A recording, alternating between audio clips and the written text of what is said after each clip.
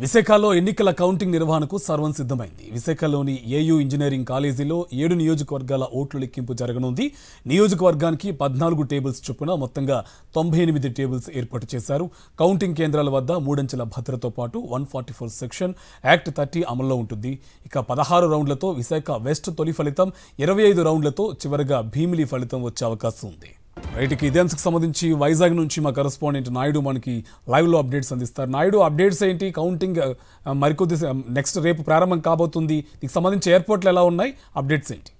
కార్తిక్, మరికొన్ని గంటల్లో ప్రారంభం కాబోతున్న కౌంటింగ్కి సంబంధించి విశాఖ జిల్లాలో సర్వం సిద్ధమైంది. ఈ కౌంటింగ్కి సంబంధించి అన్ని ఏర్పాట్లు కూడా ఏయూ ఇంజనీరింగ్ కాలేజీ గ్రౌండ్లో అధికారులు ఏర్పాటు చేశారు. విశాఖ జిల్లా పరిధిలో 7 నియోజకవర్గాలకు సంబంధించి కౌంటింగ్ జరగనుంది. విశాఖ ఈస్ట్, వెస్ట్, నార్త్, సౌత్తో పాటు భీమిలి, గాజువాక నియోజకవర్గానికి సంబంధించి కౌంటింగ్ జరుగుతుంది. అలాగే అనకాపల్లి జిల్లా పరిధిలో ఉన్న ఆ పెందుతు నియోజకవర్గానికి కూడా ఇక్కడే కౌంటింగ్ జరుగుతుంది. అయితే విశాఖ పార్లమెంటు పరిధిలో ఉన్న ఎస్కోట్ నియోజకవర్గానికి మాత్రము విజయనగరం జిల్లాలో జరుగుతుంది. ఇప్పటికే దీనికి సంబంధించిన అన్ని ఏర్పాట్లు కూడా పూర్తి చేశారు. విశాఖ పార్లమెంటు పరిధిలో ఉన్న అన్ని 6 నియోజకవర్గాలకు సంబంధించి మొదటి ఫలితము విశాఖ వెస్ట్కి సంబంధించి మధ్యాహ్నం తర్వాత రానుంది. 25 రౌండ్లు ఉన్న భీముల నియోజకవర్గానికి సంబంధించిన ఫలితం రాత్రి 7 గంటల ప్రాంతంలో రానుంది. అలాగే పటిష్టమైన బందోబస్తును కూడా కౌంటింగ్ నేపథ్యం ఏర్పాటు చేయడం జరిగింది. సుమారు 2500 మంది పోలీసుతో భారీ బందోబస్తును ఏర్పాటు చేశారు. మొత్తం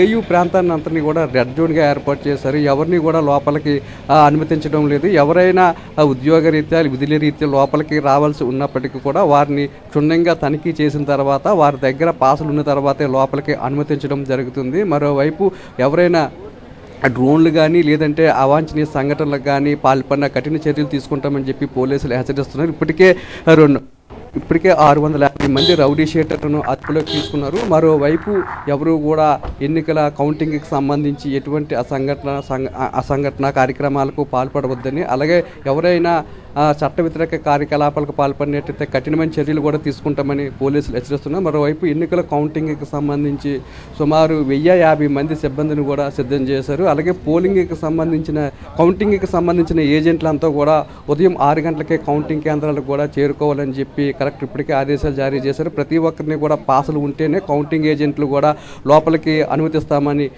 అధికారులు చెప్తున్నారు. దీనికి సంబంధించిన ఏర్పాట్లన్నీ కూడా ఇప్పటికే పూర్తయినాయి. గత వారం రోజుల నుంచి కూడా అటు సిపి కానీ ఇటు కలెక్టర్ కానీ ఇక్కడ ఏర్పాట్లన్నీ దగ్గరుండి పర్యవేక్షిస్తున్నారు. Karthik, thank you Naidu.